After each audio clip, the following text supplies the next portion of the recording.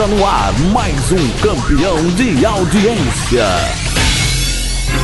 Começa agora o jornal de maior credibilidade na internet. Jornal Aqui e Agora.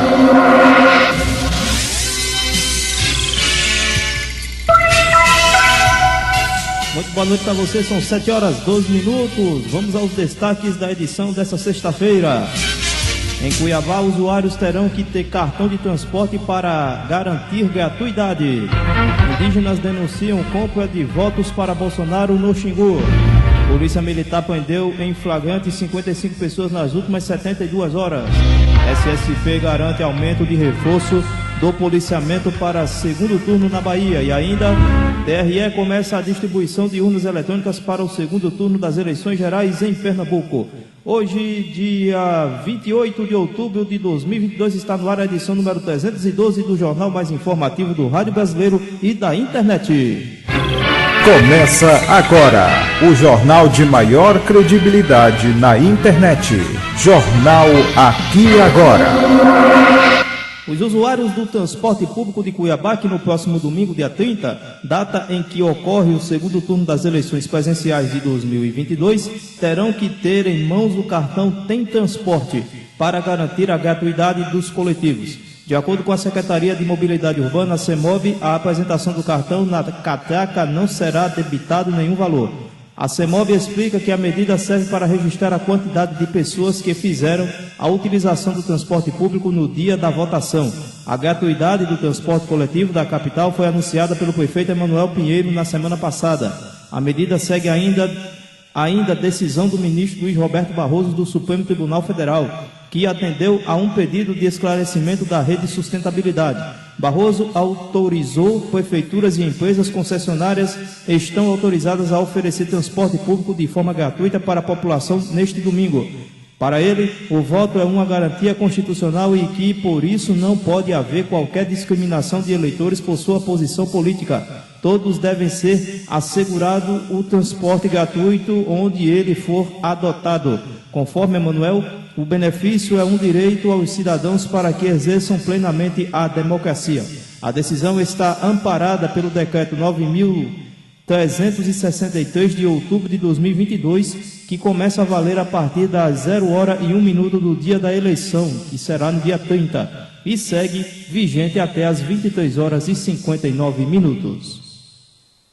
Indígenas da etnia Yudjá Juruna, da região do Xingu, em Mato Grosso, dizem que foram alvo de uma tentativa de compra de votos ainda antes do primeiro turno em prol da aliança do presidente Jair Bolsonaro do PL no estado. Segundo o boletim de ocorrência registrado na delegacia de Marcelândia, que fica a 710 quilômetros ao norte de Cuiabá, ao qual a Folha teve acesso. O caso aconteceu em 16 de setembro. A reportagem também conversou com indígenas da região que pediram para ter a identidade preservada por segurança, mas confirmaram o descrito à polícia. Segundo o relato, na manhã daquele dia, um homem chamado Lincoln Nadal visitou de barco uma série de aldeias da região sob o pretexto de conversar sobre política.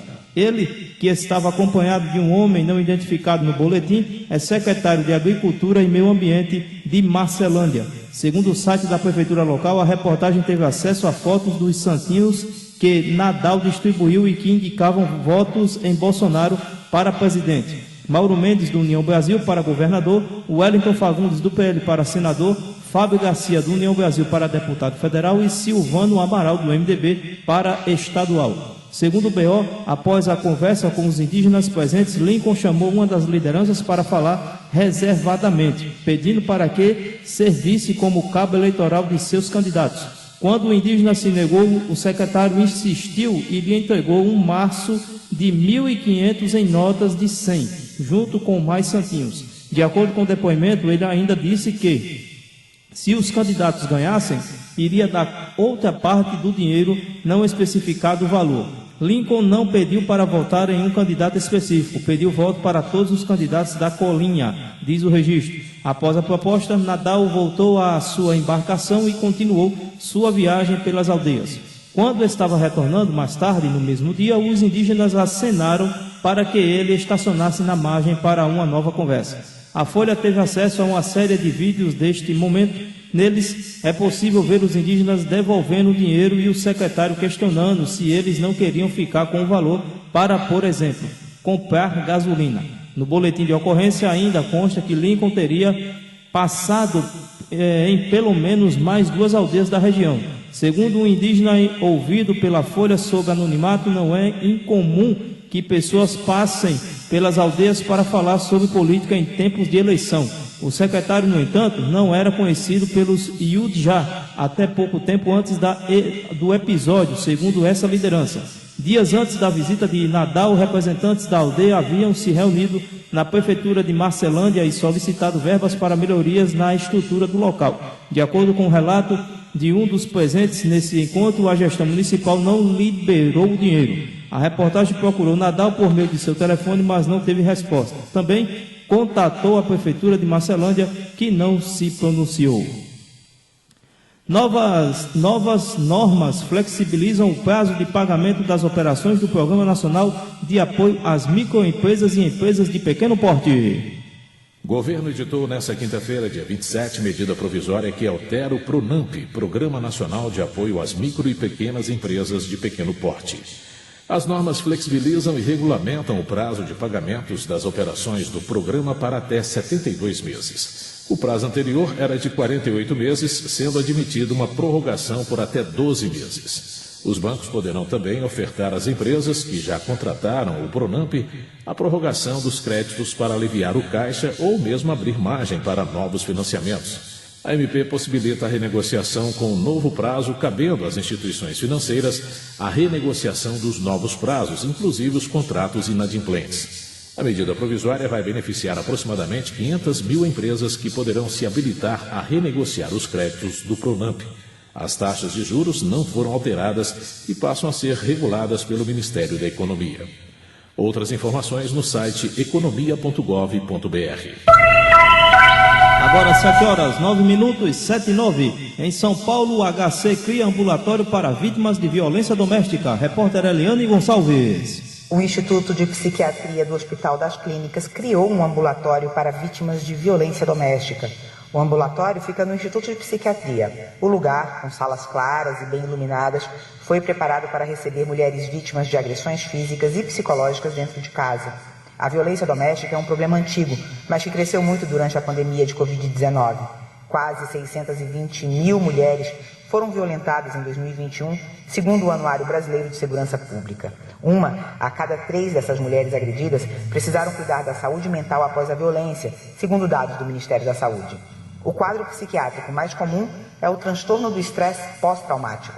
Além de tratar os sintomas psíquicos, o novo ambulatório também quer ajudar a tratar dos agressores para interromper o ciclo da violência e capacitar profissionais de saúde que atuam na área de violência doméstica e sexual. O projeto foi desenhado em parceria com o Instituto de Psiquiatria e o Instituto Um Novo Olhar, que oferece atendimento gratuito a mulheres vítimas de violência, como reconstrução facial, assistência social, jurídica e psicológica. A duração do projeto é de 5 anos e a expectativa é atender cerca de 1.000 mulheres por ano no programa de assistência multidisciplinar à violência doméstica, como foi batizado.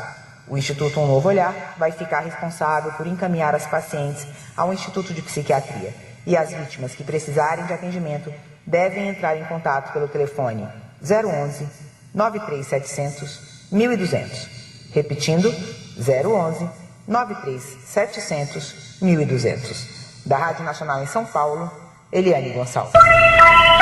Agora 7 horas, 10 minutos, 7 e 10. Rádio Positivo com você no trânsito.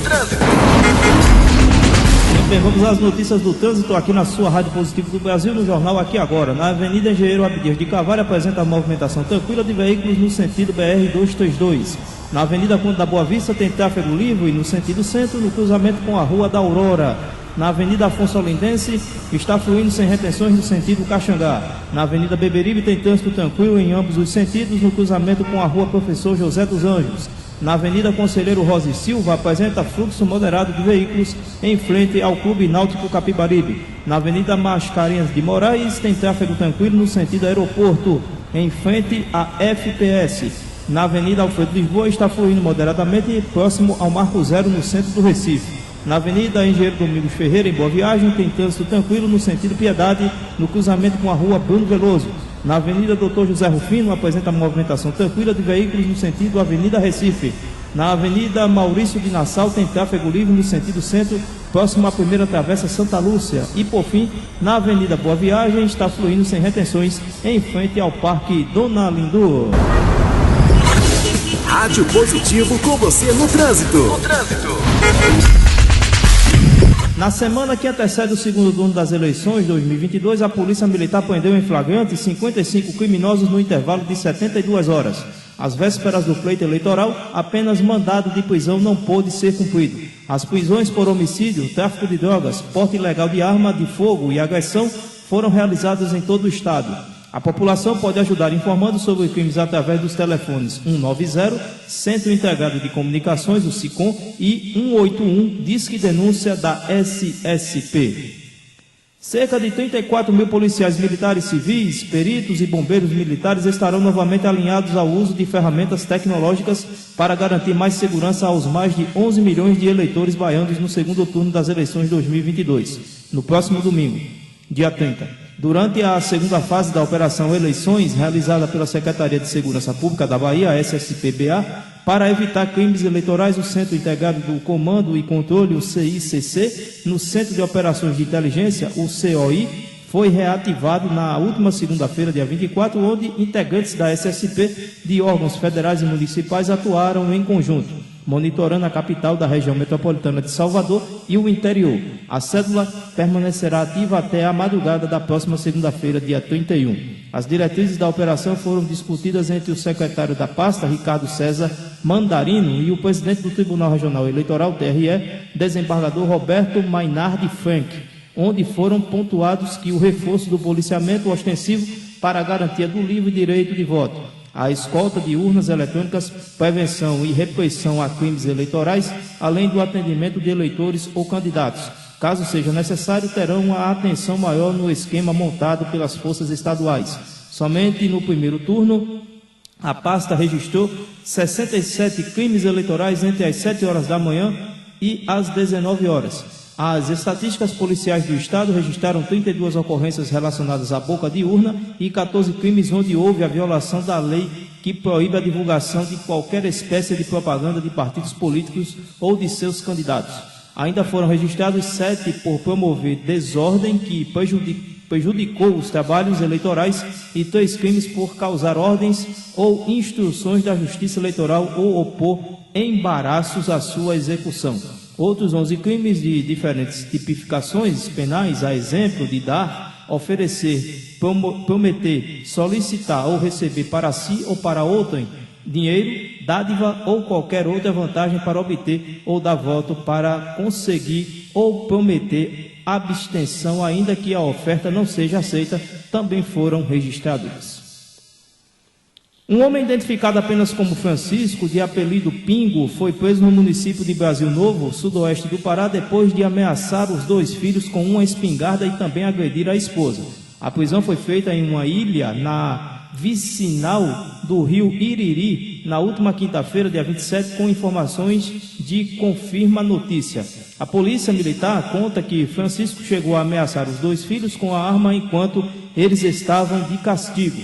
Ele também já teria agredido a esposa com um pedaço de madeira. Eles moravam em uma localidade considerada de difícil acesso, a Vacinal 23, distante mais de 90 quilômetros do centro de Brasil Novo. Contudo, a polícia conseguiu prender o suspeito em uma ilha e, com ele, foi apreendida a espingarda de calibre 20, além de 7 munições. Francisco foi encaminhado para a Delegacia de Polícia Civil, DPC, de Brasil Novo para prestar esclarecimentos e deve seguir após para o complexo penitenciário de Vitória do Xingu.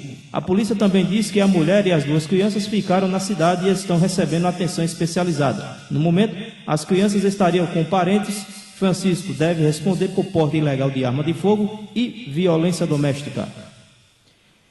A NTT vai promover o primeiro seminário de tecnologia. O evento vai aperfeiçoar o conhecimento técnico e apresentar informações atualizadas nos modos rodoviário, ferroviário, passageiros e cargas. A Agência Nacional de Transportes Terrestres vai realizar em Brasília, a partir de 8 de novembro, o primeiro seminário de tecnologia da ANTT. O encontro tem como propósito aperfeiçoar o conhecimento técnico e apresentar informações atualizadas nos modos rodoviário, ferroviário, passageiros e cargas, com foco nas tecnologias voltadas para a melhoria da infraestrutura e dos serviços de transportes regulados pela ANTT. O intuito é discutir a gestão da informação, veículos elétricos, regulação e inovações, tendo em vista o aumento da segurança e a fluidez dos transportes. Não será necessária inscrição prévia para o evento, que será transmitido pelo canal da ANTT no YouTube. Agora são 7 horas 17 minutos, 7h17. Comprador de imóvel inadimplente pode perder a casa e todo o valor pago. Repórter Lucas Por Deus Leão. O comprador de imóvel que ficar inadimplente pode perder a casa e todo o valor já pago. O Superior Tribunal de Justiça decidiu que o Código de Defesa do Consumidor não se aplica ao financiamento com garantia de alienação fiduciária. A alienação fiduciária é quando o comprador dá o próprio imóvel como garantia do financiamento. Em caso de inadimplência, o banco pode pegar de volta a residência e levá-la a leilão público. Nesses casos, o Código de Defesa do Consumidor afirma que são nulas as cláusulas de contratos que estabelecem perda total dos valores pagos em caso de inadimplência.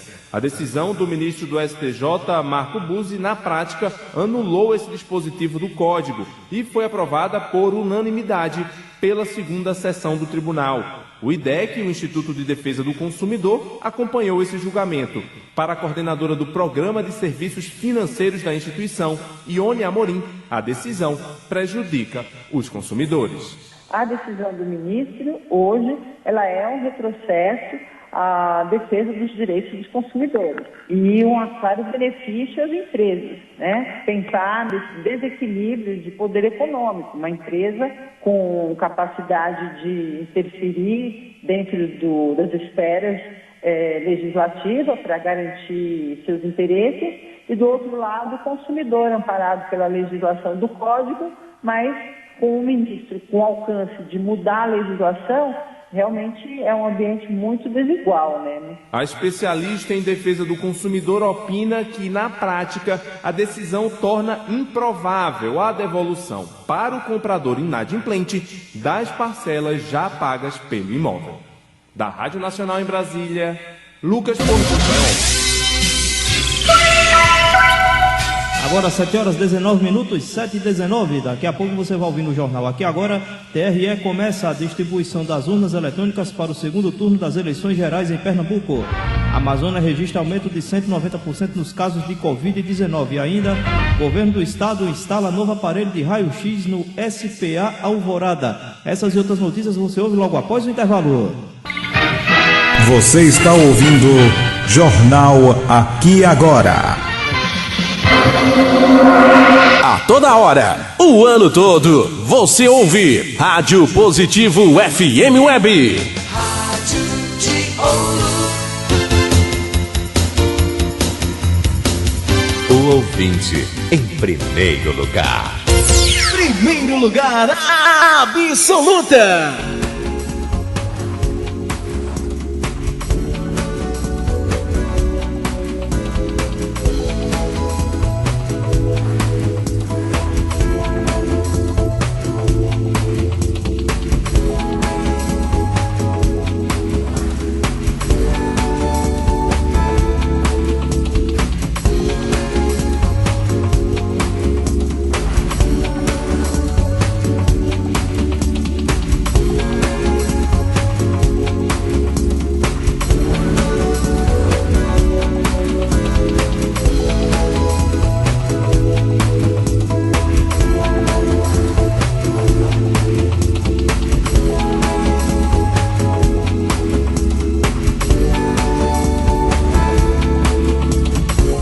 Todos os domingos, a partir das 9 horas da manhã, você ouve aqui. Programa Pátria Gaúcha. Apresentação: Roger Moraes. Rádio Positivo do Brasil. Pense nisso, as pessoas trabalhando e ouvindo rádio. Seu cliente no carro e ouvindo rádio. Na fazenda, todos ouvindo rádio. Na cidade, o rádio sendo ouvido por todos. Pensou? Então invista no rádio, o canal que liga você ao consumidor. Você já conhece a 20 Conto? Nós temos soluções que custam a partir de R$20. Se você está com pouco capital para investir em seu negócio, então bate aqui. Venha hoje e contrate serviços como SEO, conteúdo criativo, pesquisa de mercado, consultoria e mais centenas de serviços.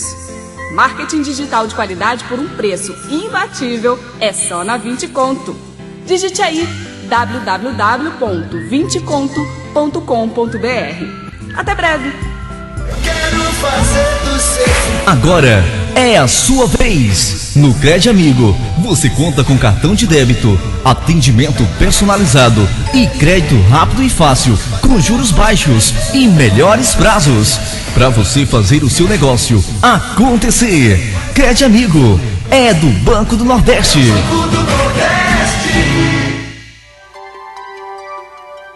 Meu amigo, minha amiga, você já pensou em renovar o visual na fachada da sua casa de praia, apartamento, comércio ou até mesmo sua própria residência? Então entre em contato com os Irmãos Maravilha Crispim e Crispiniano, os cirurgiões de parede, a mão de obra que você precisa em textura decorativa, pinturas de grade, parede e aplicação de massa corrida. O que você está esperando? Ligue agora e faça o seu orçamento para os seguintes números: 75 98826 6083 e 75 98104 4650. Crispim e Crispiniano, os pincéis de ouro. Se um pinguinho de tinta cai num pedacinho. Todos os sábados, a partir das 7 horas da manhã, você ouve aqui. Esse é o rancho do Cavalo Velho.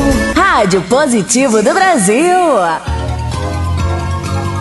Nossa rádio e você. Você está na rádio mais interativa da internet. Você está ouvindo Jornal Aqui Agora. No comando e apresentação, Gustavo Leal. O comunicativo. Agora 7 horas 24 minutos, 7h24, estamos de volta com o jornal mais informativo do Rádio Brasileiro e da internet, o Aqui Agora.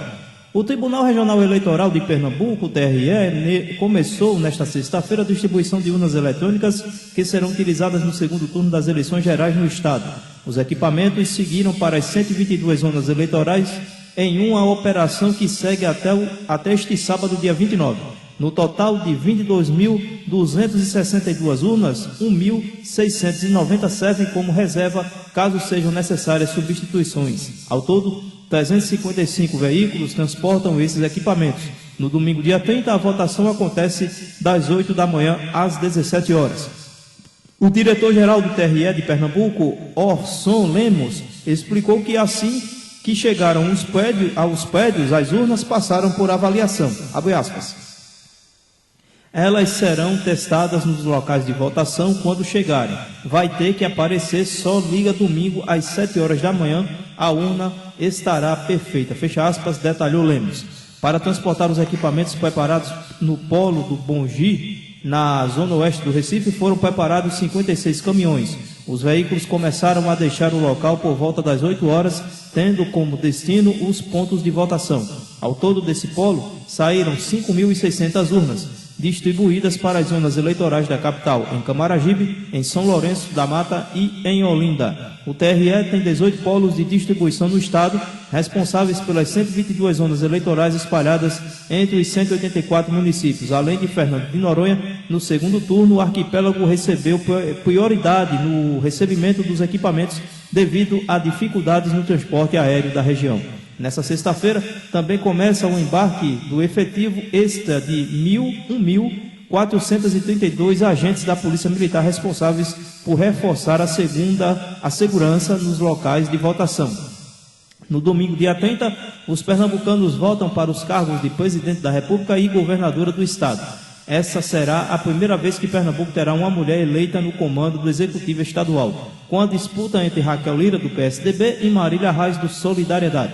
As urnas eletrônicas que estão sendo transportadas para os locais de votação começaram a ser preparadas no dia 19 de outubro. O processo consiste na inserção e sincronização dos dados contidos nas mídias de resultados, que contém as informações dos candidatos elegíveis no segundo turno. Em seguida, os equipamentos são testados para averiguar se estão em pleno funcionamento. Após as vistorias, cada urna tem seus compartimentos lacrados e assinalados pelos juízes eleitorais. Seguro-defeso 2015-2016 será pago a 400 mil pescadores. Pagamento do benefício seguro-defeso foi decidido pelo Supremo Tribunal Federal.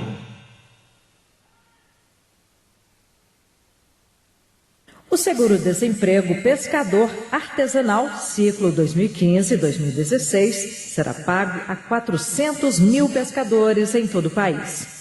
O acordo que autoriza o pagamento do benefício foi assinado nesta quinta-feira pelo Ministério do Trabalho e Previdência, INSS, a Advocacia Geral da União e a Confederação Nacional dos Pescadores e Aquicultores. Os segurados serão identificados pelo INSS e poderão receber entre 1 e 4 parcelas de R$ 1.212, de acordo com cada situação particular. O pagamento será feito por meio de requisição de pequeno valor emitida pelo Poder Judiciário. Os valores correspondem à totalidade da obrigação na data da homologação do acordo, estando afastadas a incidência de correção monetária e juros moratórios. O pagamento do benefício seguro-defeso 2015-2016 foi decidido pelo Supremo Tribunal Federal, que declarou inconstitucional a portaria interministerial número 192, de 5 de outubro de 2015, que tratava do assunto.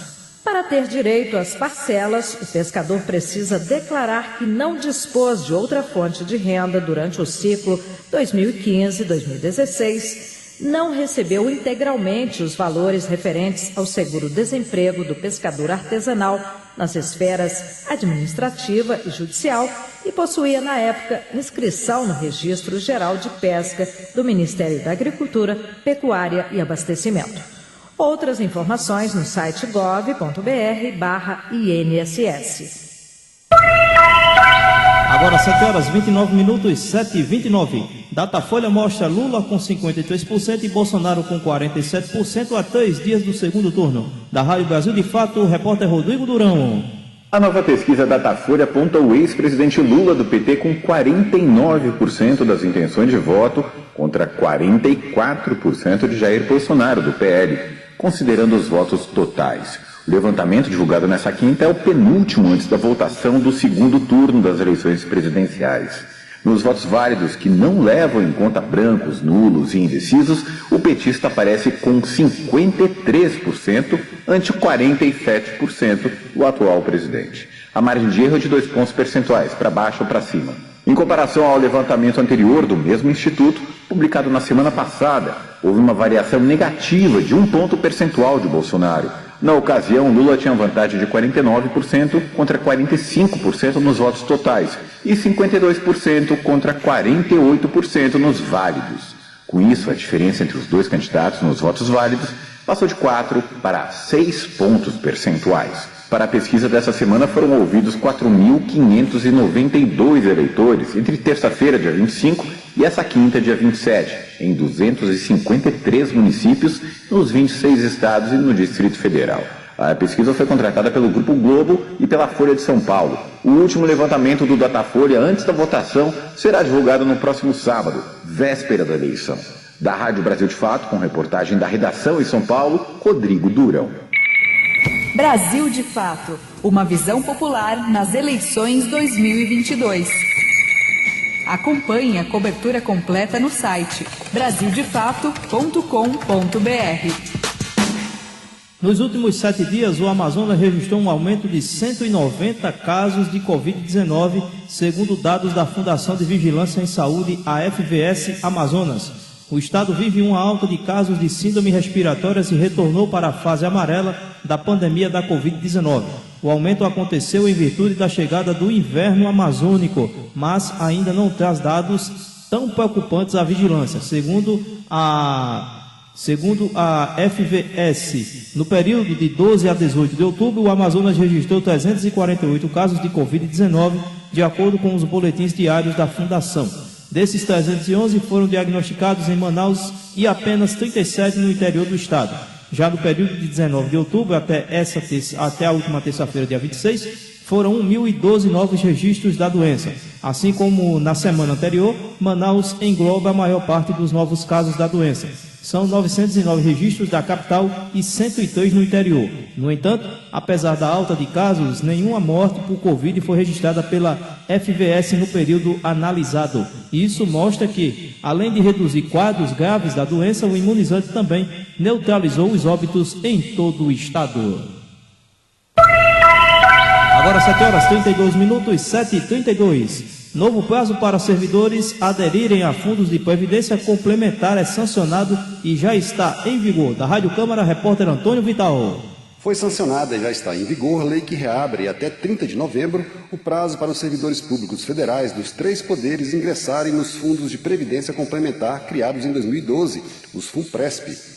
Esses fundos, criados para reduzir o déficit da Previdência, garantem aposentadoria acima do teto do INSS a partir de cálculo feito com base no tempo de contribuição dos servidores. Quem ingressou no serviço público a partir de 2013 já entrou automaticamente nesse regime, que é optativo para quem já era funcionário público federal antes dessa data.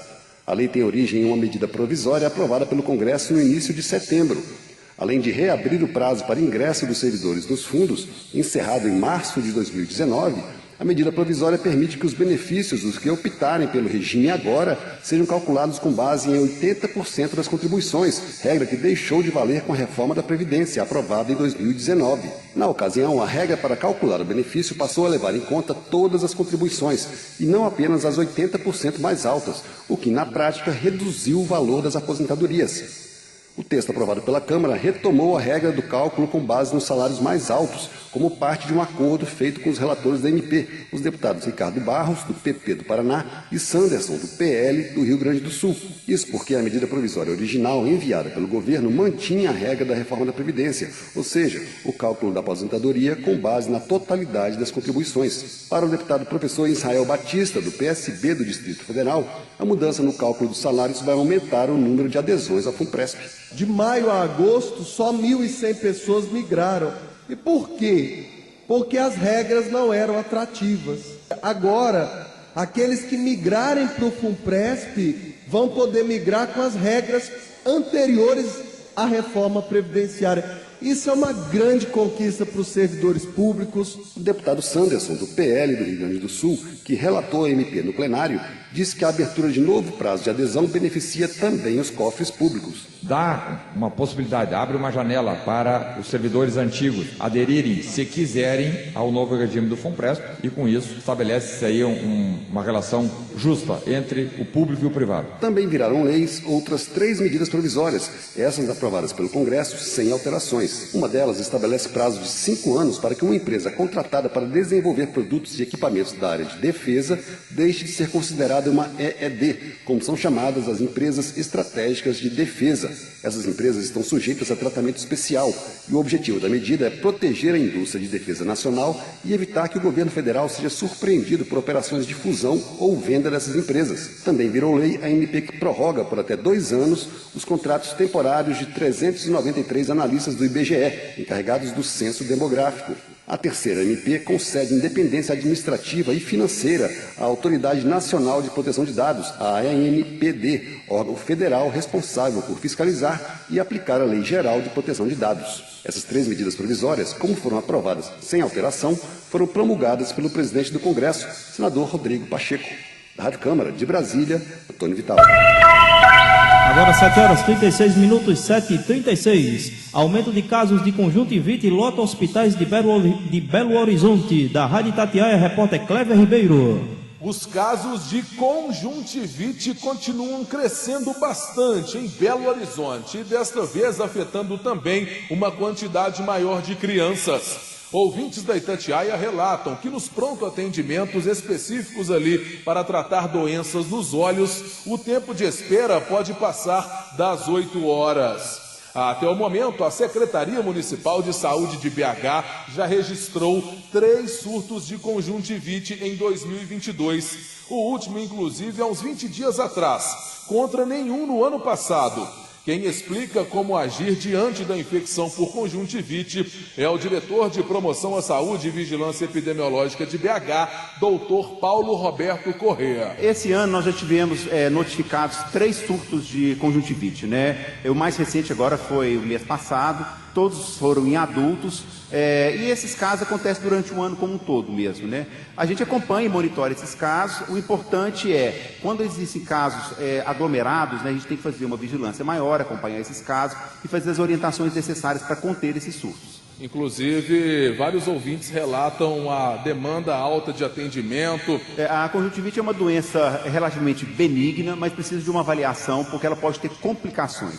Então a orientação é, quando o olho ficar vermelho, lacrimejando, com secreção, procurar uma unidade de saúde para ser avaliado por um profissional para ter uma conduta adequada para cada caso. E onde essa pessoa pode buscar atendimento no caso do SUS BH? Nos centros de saúde, nas unidades básicas ou nas UPAs?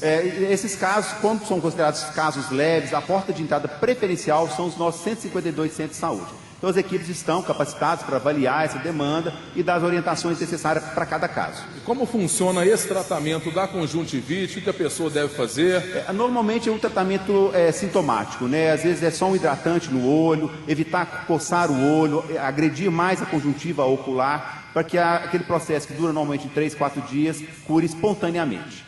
E essa demanda aumentada nesta época do ano é comum ou está fora de época? Só para lembrar que o ano passado nós não tivemos nenhum surto de conjuntivite. Esse ano nós tivemos 3, como eu comentei anteriormente, né? A conjuntivite acontece todos os anos, algumas épocas do ano com maior intensidade, principalmente primavera e outono. E como se dá essa infecção, não é pelo ar como a Covid, né?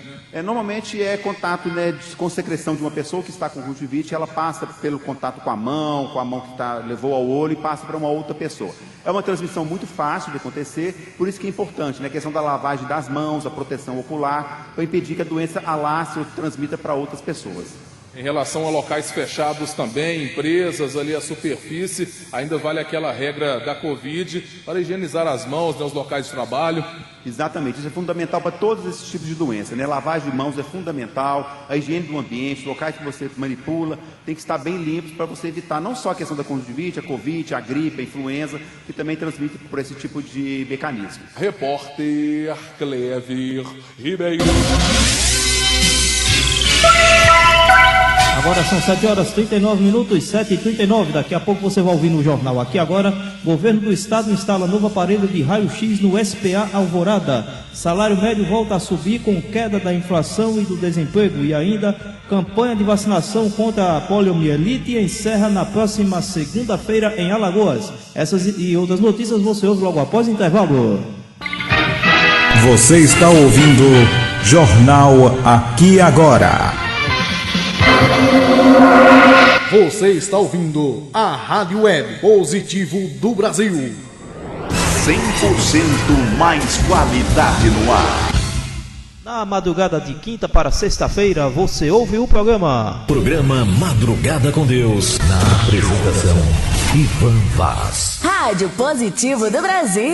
Você conhece o alimento que contém os 4 ômegas que seu corpo necessita? Então chegou a hora. Óleo de avestruz Amazon Strútil. Turbine seu cérebro, aumente sua imunidade com este maravilhoso alimento que contém os ômegas 3, 6, 7, 9, vitamina A e vitamina E. Não perca tempo, adquira o seu. Água é vida. e vida não se desperdiça. Embora cerca de 80% dos brasileiros contem com rede de distribuição de água, menos de 20% do esgoto urbano gerado no país recebe algum tipo de tratamento. Entre 1995 e 2000, foram registradas 700 mil internações provocadas por doenças relacionadas à água e à falta de saneamento. A diarreia é a que mais afeta os brasileiros, com aproximadamente 1,5 milhão de casos por ano. Entre nessa corrente, participe. Uma campanha da Câmara dos Deputados e Agência Nacional de Águas. Não deixe água acumular, faça a sua parte pra ajudar. Jogue no lixo embalagens, garrafas e potes, vamos todos colaborar. Cuidado com água nas lajes e nos pratinhos de plantas também. Todos os dias tem que combater o mosquito da dengue, não se dá bem. A dengue pode pegar, a dengue pode matar. Se deixar água parada esperando o mosquito, pode pegar. Dengue é coisa séria, pode até matar, não vá vacilar. Em caso de suspeita de dengue, procure um serviço de saúde. Ministério da Saúde. Brasil, um país de todos. Você quer acertar na divulgação? Quer atingir o maior número possível de pessoas e principalmente o seu público-alvo? Quer ter resultados de verdade? Não tem comparação. Divulgar no rádio é o melhor caminho. Agência de viagens, pois não? Alô, eu queria fazer uma reserva num voo para Nova York amanhã à noite. Nova York, ok, momentinho. O senhor prefere viajar pela Tudo Igual, pela Não Interessa ou pela Dá na Mesma? Bom, pode ser tudo igual, dá na mesma. Na verdade, não interessa. Sem publicidade, o consumidor não tem como saber que um produto é melhor.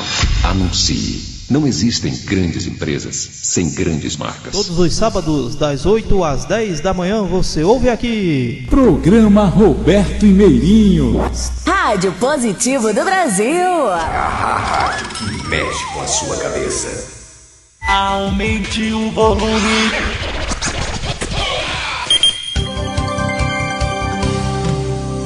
Noite de sucessos. Boa noite. Você está ouvindo Jornal Aqui Agora. No comando e apresentação, Gustavo Leal. O comunicativo. Agora são 7h42, 7h42. Estamos de volta com o jornal mais informativo do Rádio Brasileiro e da internet, o Aqui Agora. O Serviço de Pronto Atendimento do Alvorada, a unidade vinculada à Secretaria do Estado de Saúde de Manaus, no Amazonas, do governo do Amazonas, recebeu nesta semana um novo aparelho de raio-x.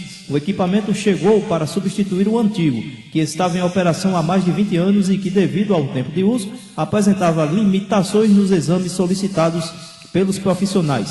Mensalmente, a unidade realiza cerca de 1.000 exames do tipo. O diretor do SPA Alvorada, Jorge Amorim, assinala que, por conta da proximidade do serviço de uma zona de eventos, abrangendo a Arena da Amazônia Vilvaldo Lima, Centro de Convenções Vasco Vasquez e Vila Olímpica, o espaço se tornou referência em atendimento médico na zona centro-oeste da capital. Agora, com a chegada do novo aparelho, passará a ofertar um serviço com maior qualidade e rapidez. Para a instalação do novo aparelho, a sala de imagens passou por uma readequação com serviços de ampliação, pintura, revisão elétrica e hidráulica. A reforma foi realizada pelo Núcleo de Modernização da Infraestrutura da Saúde, a InfraSaúde, da SES Amazonas. E os investimentos somam mais de R$320 mil. Localizado na Avenida Lores Cordovil, bairro Alvorada 1, o SPA Alvorada é uma unidade aberta 24 horas para atendimento da população em geral e acompanhamento de agravos. A equipe profissional atende nas especialidades de pediatria, ginecologia, obstetrícia, odontologia e clínica geral. Agora 7h45, 7h45. Eleições 2022. Atendimentos na ouvidoria do Tribunal Superior Eleitoral aumentaram 84% em setembro. Repórter Tiago Marcolini. A ouvidoria do Tribunal Superior Eleitoral registrou aumento de pouco mais de 83% no número de chamados em setembro. Segundo o órgão, em agosto, foram 7.263 demandas, frente a 13.387 no mês anterior às eleições. A maior parte dos chamados foi feita pela internet. As demandas também são maiores quando comparadas com setembro de 2020, último ano de pleito antes de 2022, 91% a mais. Há pouco mais de 2 anos foram recebidas 6.856 solicitações. Em setembro deste ano, as consultas sobre situação eleitoral e local de votação lideraram o ranking de respostas fornecidas. Ao todo foram 1.681 solicitações. A assessora-chefe da ouvidoria do TSE, Eliane Volpato, explica sobre os motivos que levaram eleitores a consultarem esses assuntos. Acredita-se que essa demanda, essa procura por esses assuntos relaciona-se com a disponibilidade do uso do e-título. As pessoas que não conseguiram usar o e-título, seja porque tem algum erro em registros, no nome dos pais, no Cadastro Nacional de Eleitores, não conseguiam baixar o título. Então eles nos perguntavam, nos faziam consultas sobre a situação eleitoral para saber se havia alguma irregularidade que estivesse impedindo eles de usar o e-título. Para o segundo turno, Volpato destaca que o volume de atendimentos deve ser menor, já que as pessoas vão estar mais preparadas e já sabem o local de votação e como está a situação delas junto ao Cadastro Nacional de Eleitores. Em relação às demandas por estado, São Paulo, Distrito Federal e Rio de Janeiro estão entre as unidades da federação que mais demandaram em setembro. Na sequência, aparecem Minas Gerais e Bahia. Reportagem, Tiago Marcolini. Com a queda da inflação e da taxa do desemprego nos últimos meses, o salário médio do brasileiro voltou a subir. O impacto da redução de preços aponta mudança na trajetória da renda do trabalhador,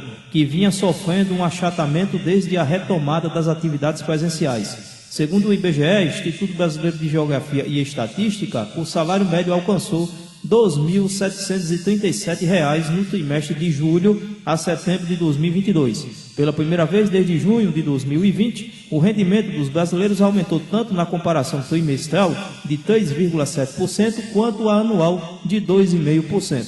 Já a massa de rendimento real habitual é 266,7 bilhões de reais, cresceu 4,8% frente ao trimestre anterior de 9,9% na comparação anual. A renda começou a cair mais intensamente no terceiro trimestre de 2021. A partir do fim do primeiro trimestre deste ano, começou a reagir e, agora, retomou o patamar do ano anterior. De acordo com a PNAD contínua, Pesquisa Nacional por Amostra de Domicílios, o desemprego chegou a 8,7% no trimestre encerrado em setembro. O percentual é o menor apurado desde julho de 2015, 8,4%, com recuo de 0,6 pontos percentuais da taxa de desocupação.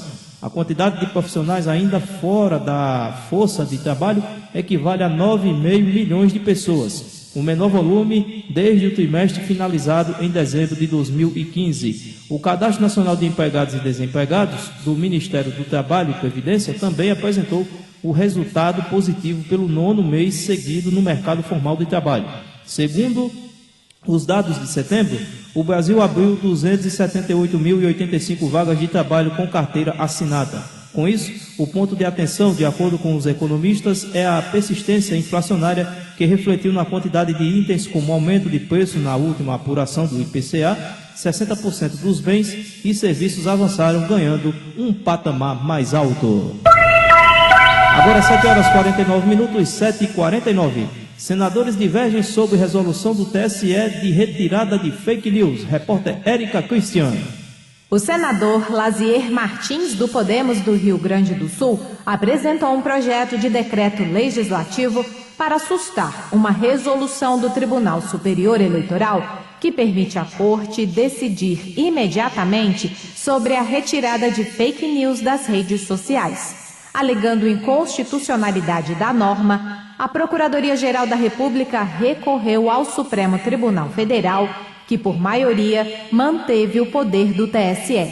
O líder do governo, senador Carlos Portinho, do PL do Rio de Janeiro, questionou o que chamou de excesso de poder da Corte Eleitoral e defendeu a derrubada da resolução sobre as fake news. Existe agora uma iniciativa no decreto legislativo para sustar isso, porque isso ameaça a nossa democracia. Há uma concentração excessiva de poder, há inclusive, o tema é do juiz da propaganda, então pode-se entender que até uma supressão de instância, além de violar a súmula 18, porque além da concentração estão sendo aplicados multa e a própria súmula 18 da TSE diz que isso não é possível. Já o líder da minoria, senador Jean Paul Prates, do PT do Rio Grande do Norte, argumentou que em tempos de redes sociais, a Justiça Eleitoral deve responder rapidamente às denúncias de desinformação. A Justiça Eleitoral tem uma seara onde ela pode atuar sim, independente de outras autoridades, independente até de ser julgado o mérito das coisas depois. Ela tem urgência, porque o processo eleitoral está ali, a corrida está ocorrendo. Então, se você demora demais a retirar o material já fez efeito. Então, hoje, por exemplo, quando você coloca uma fake news na internet, é um rastilho. Antigamente eram papéis em postes, eram panfletos de rua. Tinha gente que antigamente fazia um santinho errado para o cara errar o voto. Isso era caçado pelo TRE ou pelo TSE, era na hora. Ninguém perguntava nada a ninguém. O projeto de decreto legislativo para assustar a resolução 23.714 de 2022 do TSE precisa ser votado pela Comissão de Constituição e Justiça e pelo plenário do Senado e ser enviado à Câmara dos Deputados, onde 2 outras propostas sobre o mesmo tema também já foram apresentadas. Da Rádio Senado, Érica Christian. A campanha nacional de vacinação contra a poliomielite se encerra na próxima segunda-feira, dia 31. Em Maceió, a vacinação atingiu um índice de 52,37%, com 27.148 doses aplicadas no público infantil. A campanha, organizada pelo Ministério da Saúde, iniciou no dia 8 de agosto em todo o Brasil e pretende alcançar 95% do público entre 1 a menores de 5 anos de idade. Profissionais de saúde seguem em empenho para imunizar todas as crianças que procurarem pelo imunizante nos pontos de vacinação. A gerente de imunização de Maceió, Eunice Amorim, reforça a importância da vacinação para evitar o risco de retorno da poliomielite, doença já erradicada no Brasil. A vacina contra a poliomielite está disponível em todas as salas de vacinação do município, de segunda a sexta-feira. O imunizante também está sendo ofertado nos locais onde acontece o projeto itinerante Cine Massa da Prefeitura de Maceió. Nas instalações Saúde da Gente Infantil, Vila Emater, Jacarecica e da Mulher, Conjunto Aprígio Vilela Benedito Bentes, das 8 da manhã até as 8 da noite, em mais 2 pontos fixos de Maceió. Maceió Shopping, das 9 da manhã até as 21 horas de segunda a sábado, Pátio Shopping, das 15 horas às 21 horas de segunda a sábado e das 12 às 18 horas de domingo. Para receber as vacinas seguras e aprovadas pela Agência Nacional de Vigilância Sanitária Anvisa, os responsáveis devem apresentar a caderneta de vacinação da criança no ato da imunização. Agora 7 horas e 52 minutos, 7h53. Senador Guaraci Silveira quer a extinção do horário eleitoral gratuito. Da Rádio Senado, o repórter Carol Teixeira. O projeto de lei apresentado pelo senador Guaraci Silveira, do PP do Tocantins, propõe que seja extinto o horário eleitoral no rádio e na televisão. Em sua justificativa, o senador relata que antigamente os meios de comunicação, como a TV e o rádio, eram voltados para toda a massa da população e tinham grande relevância para a política. Entretanto, no momento atual, os debates e divulgações políticas acontecem através das redes sociais. E segundo o Guaraci, não há mais a necessidade da existência de um horário eleitoral na televisão e no rádio, exclusivamente para essa finalidade. Ele afirma que o horário eleitoral gratuito desequilibra a competição e favorece os partidos maiores. Guaraci argumenta ainda que dentro do próprio partido não há uma divisão justa entre os candidatos. E além disso, o custo do horário eleitoral para a União é alto e a compensação tributária referente ao horário utilizado implica valor expressivo de dinheiro que deixa de entrar nos cofres públicos. O chamado, entre aspas, horário gratuito, que não é que ele tem um custo enorme para a União, calcula-se que cada eleição custa quase R$1 bilhão para a União. E tem uma outra vertente também, que não é gratuito para o candidato, fica muito caro. a produção, equipe de produção, e tanto para o rádio como para a TV. Segundo o senador, algumas injustiças e inverdades são transmitidas através do horário eleitoral e não há fiscalização. O projeto de lei está aguardando encaminhamento para as comissões do Senado, sob a supervisão de Rodrigo Rezende, da Rádio Senado, Carol Teixeira. Agora 7 horas 55 minutos, 7h55. A previsão do tempo. Vamos saber a previsão do tempo para este sábado em todo o país, direto da Central Clima Tempo com Stephanie Toso. Neste sábado, grande parte do país ainda continua com ar muito abafado. Ainda tem previsão de pancadas de chuva forte em grande parte do Brasil, mas as instabilidades aumentam mais em parte do centro e sul do país. Volta a ter risco de temporais em São Paulo, interior do Paraná, centro e sul de Mato Grosso do Sul, até áreas do sul de Goiás, sul de Minas e do Rio de Janeiro. Essas regiões ainda continuam com temperaturas bem altas ao longo do dia, e essa combinação entre calor e umidade volta a provocar temporais, principalmente à tarde. Não se descarta eventual queda de granizo no interior paranaense e também no centro e sul de Mato Grosso do Sul, atingindo cidades como Corumbá, Ponta Porã e também a região de Campo Grande. Ainda chove na região de Brasília, em Goiânia, Cuiabá e nas demais áreas do norte do Brasil, mas parte do interior do Nordeste já volta a ter mais sol e tempo firme ao longo do sábado. A temperatura volta a subir na região de Fortaleza e também em grande parte da Bahia. Não chove na região de Vitória e no norte de Minas. Parte do centro e sul gaúcho com tempo firme ao longo do sábado, mas na capital Porto Alegre já volta a chover forte no começo da tarde. E mesmo com a chuva, a temperatura ainda sobe. Tem alerta de temporais no Amazonas e no estado de Rondônia. Em Rio Branco, no Acre, aumento da nebulosidade e chuva a qualquer momento do dia. A máxima no Rio de Janeiro é de 33 graus. Máxima de 26 graus em Salvador, 36 graus em Cuiabá e calor de 32 graus na capital gaúcha.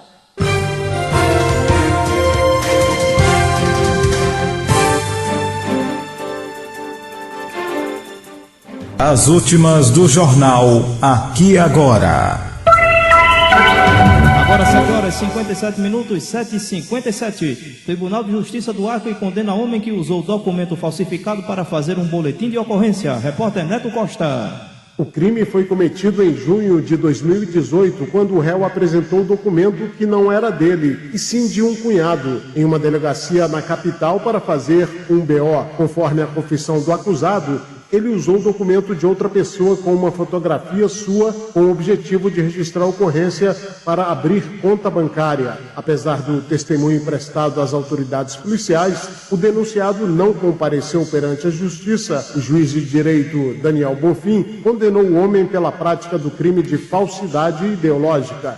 O magistrado ressaltou que o denunciado agiu com dolo, tinha consciência e intenção em violar a lei ao ir até a delegacia com documento falsificado. Rádio Justiça, de Brasília, Neto Costa.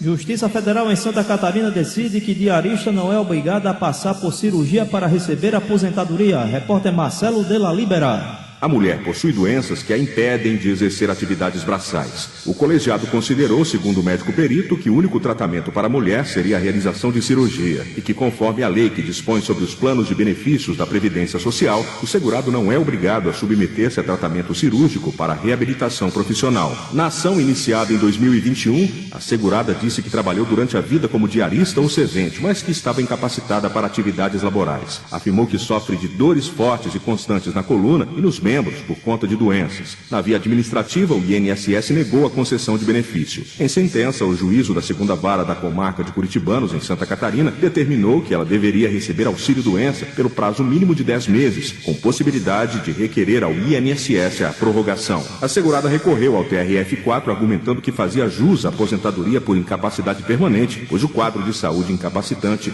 já se prolonga há muito tempo. A nona turma condenou o INSS a pagar auxílio-doença desde a data do requerimento administrativo, em maio de 2020, com conversão em aposentadoria por incapacidade permanente, desde a data da incapacidade determinada pelo perito, em novembro de 2020. Rádio Justiça, de Brasília, Marcelo de la Libera. O ministro do STF, Alexandre de Moraes, converteu a prisão em flagrante do ex-deputado Roberto Jefferson em prisão preventiva. Repórter Ricardo Moreira. Na decisão que converteu a prisão em flagrante em prisão preventiva, o ministro do STF, Alexandre de Moraes, afirmou que, após ter sido verificado que o ex-deputado Roberto Jefferson tem vasto arsenal de armas e munição, a detenção dele é necessária para a garantia da ordem pública. Moraes determinou que a primeira vara federal do município de Três Rios, no Rio de Janeiro, e a Procuradoria-Geral da República sejam imediatamente comunicadas da decisão. Moraes é o relator do inquérito das milícias digitais que investiga a suposta organização que se articula para atacar a democracia e as instituições. E o ex-deputado Roberto Jefferson é alvo desse inquérito. No último domingo, dia 23, a Polícia Federal foi à casa do ex-deputado no interior do Rio de Janeiro para cumprir mandado de prisão expedido por Moraes, que revogava a prisão domiciliar de Jefferson. O ministro entendeu que o político havia desrespeitado regras da prisão domiciliar. Jefferson resistiu a essa prisão e atacou os policiais. Moraes expediu novo mandado, dessa vez por prisão em flagrante em razão da agressão aos agentes. Rádio Justiça de Brasília, Ricardo Moreira.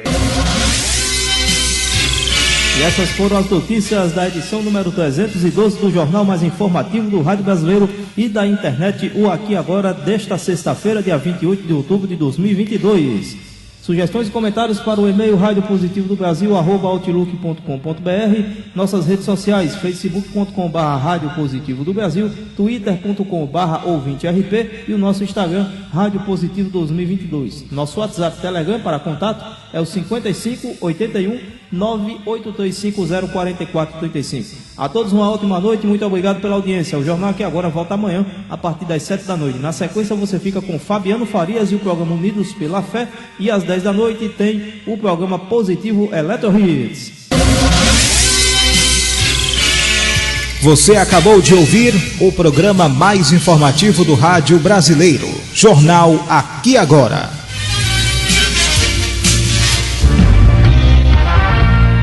Todas as sextas-feiras, a partir das 7 horas da manhã, você ouve com Renato Gonçalves. Forró Brasilis. Rádio Positivo do Brasil. Música, informação, cultura, esporte, entretenimento. É na Rádio Positivo. Cuidar da aparência é fundamental. Por isso, o Salão Abela está sempre pronto para lhe atender. O Salão Abela te proporciona qualidade e bom gosto nos produtos. Aqui você tem uma variedade em serviços, como escovas, cortes, tinturas, manicure e pedicure, estéticas, sobrancelhas e muito mais. Um lugar amplo e aconchegante para você, mulher, ficar sempre bela. Salão Abela, porque você merece ser feliz. Telefone 73 99951 1815. Falar com Selma. Avenida Jorge Borges Jael, Centro de Tabatã. Salão Abela.